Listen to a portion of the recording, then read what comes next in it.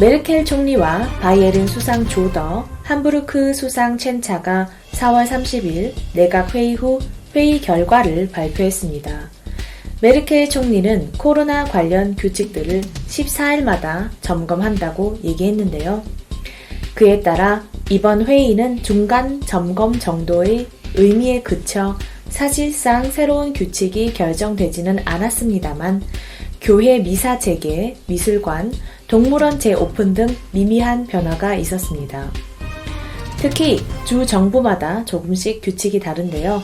작센-안할트는 독일 국내에서 코로나 관련 규칙을 대폭 완화하여 오늘부터 공공장소에서 5명의 사람이 만날 수 있게 됩니다. 독일 분데스리가를 시청하시는 분들이 많을 텐데요. 코로나 팬데미의 분데스리가는 어떻게 되는 걸까요? FC 쾰른 팀에서 3명의 확진자가 나왔습니다. 스페인과 이탈리아는 유럽연합에서 그리고 전 세계적으로도 코로나 팬데미로 가장 많은 희생자를 낸 나라들인데요. 7주간의 외출 조치를 깨고 드디어 사람들이 밖에 나올 수 있게 되었습니다. 확진자 수가 2자리 숫자로 내려간 오스트리아 또한 코로나 관련 조치를 대폭 완화했습니다. 한국과 같은 코로나 확진자 어플은 독일에서 실행이 불가능합니다만 경고 어플은 실행되었습니다. 독일 정부는 코로나 관련 경고 사항들을 알려주는 어플 니나를 런칭했다고 밝혔습니다. 안녕하세요. 하루 늦은 독일 코로나 뉴스 5월 4일입니다. 오늘은 세계 웃음의 날이라고 합니다. 여러분은 이 코로나 사태로 웃음이 더 많아지셨나요? 아니면 더 적어지셨나요? 오늘도 로버트 코흐 인스티튜트의 코로나 확진자 사망자 보고로 시작하겠습니다. 제가 이 하루 늦은 코로나 뉴스를 처음 시작할 때 확진자 수가 매일 3,000명에 달했었는데요. 저번 주는 1,000명으로 줄어들더니 드디어 5월 3일 0시 기준 793명으로 줄어들어 세 자릿수로 진입했습니다.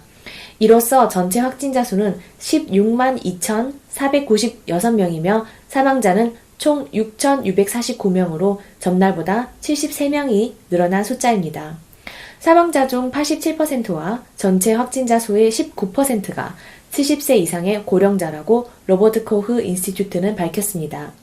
사망률은 4.1%에 달합니다. 메르켈 총리가 4월 30일 저녁 기자회견을 열고 내각회의 결과를 발표했습니다. 제가 이 메르켈 총리 기자회견을 당일 라이브로 번역을 해드리려고 했는데요. 여러분 알고 계십니까? 독일 프랑크푸르트에서 네덜란드 암스테르담 사이에 광 케이블이 끊겼다고 합니다. 이 5G가 코로나 바이러스를 퍼뜨린다는 가짜 뉴스를 믿은 사람들이 인터넷 광 케이블을 끄는 건데요. 독일에 인터넷 느린 거야 하루 이틀 일이 아니지만 그날은 이상하게도 프로그램 작동이 안 되더라고요.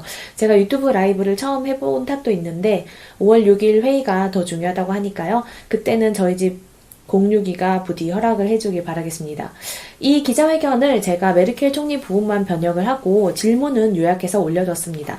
기자회견 전체를 보고 싶으신 분들은 위를 클릭해주세요. 제가 여기 일단 핵심 내용만 요약해 드리도록 하겠습니다. 여기 보시면 초록색 부분에 Was sind erlaubt? 무엇이 허락되나요? 라고 적혀 있습니다. 4월 15일 이후 4월 30일의 결정으로 가능해진 것들인데요. 첫 번째, 종교활동이 가능해졌습니다. 교회, 모스크, 시나고게 등 종교활동들이 각주 정부의 규칙을 지킨다는 조건 하에 다시 가능해졌습니다. 놀이터가 다시 문을 열게 되었습니다. 뮤지엄, 전시회, 기념비들이 다시 문을 열게 되었습니다. 동물원과 식물원도 다시 문을 엽니다. 그리고 이 빨간색 부분은 무엇이 아직 허락되지 않는지에 대한 내용입니다. 식당, 선술집, 호텔 문을 여는 것, 신체적인 접촉이 있는 가게들을 여는 것인데 예외는 미용실로 5월 4일부터 조건부 영업이 다시 가능합니다. 유치원의 정상 운영은 아직 안 됩니다. 8월 31일까지 모든 큰 행사들은 취소됩니다. 개인적인 여행이나 방문, 특히 친척들을 방문하는 것도 금지되어 있다고 나와 있습니다. 독일에 거주하시거나 거주하지 않으시거나 독일의 분데스리가를 즐겨 시청하시는 분들이 많을 겁니다. 현재 분데스리가에서 트레이닝을 하거나 경기를 뛰려면 코로나 테스트를 2번 하고 2번 다 음성 판정이 나와야만 하는데요. FC 쾰른에서 확진자가 3명이나 나와 논란이 되었습니다. 그런데 FC 쾰른 팀은 이후 훈련 일정을 확진된 선수만 빼고 계속 진행한다고 합니다. 계속해서 슈투트가르트 팀에서도 확진 의심 환자가 1명 있다고 보고했습니다. 독일 내무부 장관 제호퍼는 분데스리가가 5월에 재개될 것으로 예상했으나 FC 쾰른에서 3명의 확진자가 나와 향후 일정이 더욱 불투명해졌습니다. 독일 분데스리가가 어떻게 실행될지는 5월 6일에 정부 내각 회의 후 메르켈 총리가 발표할 예정입니다. 한국의 코로나 확진자 어플. 독일에서는 실행이 불가능한데요. 이에 대해서는 저번 뉴스에서 자세히 설명드렸습니다. 독일의 개인정보보호법 때문인데요. 그러나 독일에서도 코로나 관련 경고를 받을 수는 있을 것 같습니다. 독일 정부는 코로나 경고 어플 니나를 론칭했다고 밝혔습니다. 이 어플을 제가 깔아보았는데요. 코로나뿐만 아니라 태풍 등 자연재해와 같은 것들도 경고를 해줍니다. 여기 보시면 이게 니나인데요. 어플 니나. 굉장히 자세하게 설명이 되어 있습니다. 제 위치를 확인해서 바덴-뷰르텐베르크 주에 코로나 관련 어떤 규칙들이 나와 있는지 굉장히 자세하게 설명이 되어 있고요. 그래서 독일어를 하시는 분들이라면 이 어플을 받아서 여러 가지 정보를 확인하시는데 굉장히 유용할 것 같습니다. 굉장히 설명이 잘 되어 있어요. 그리고 특이한 거는 여기 노트팔 팁스라고 해서 재난 상태에서 어떤 일을 해야 하는지 잘 나와 있습니다. 뭐 홍수나 태풍이 닥쳤을 때. 그리고 여기 보시면 되게 재미있는 게 있는데 이런 코로나 사태와 같은 비상사태를 대비해서 10일 동안 하루에 2200칼로리를 매일 섭취하기 위해서 어떤 물건들을 집에 사놓아야 하는지 독일 정부에서 추천을 하고 있는데요. 여기 보시면 마실 거 20리터 사두셔야 되고요. Getreide, Brot, Kartoffel, Nudelreis. 뭐 쌀이나 곡물들, 빵, 그리고 감자 이런 거를 3.5kg를 사두라고 합니다. Gemüse, Hülsenfrüchte. 야채나 아니면 Hülsenfrüchte라는 거는 이렇게 껍질이 있는 프루시테라고 하는데요. 뭐 콩이나 이런 거를 4kg를 사두라고 합니다.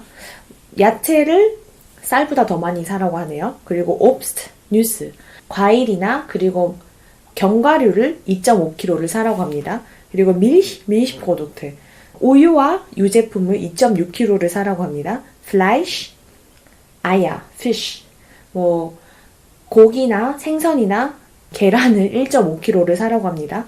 Fette Öle, 기름이나 버터 같은 거를 0.357kg를 사라고 합니다. 그리고 존스티게스, 여기 보시면은 초콜라데, 초콜릿 이런 거는 nach Belieben, 원하는 대로 사라고 합니다. 여기 굉장히 자세하게 설명이 되어 있는데요.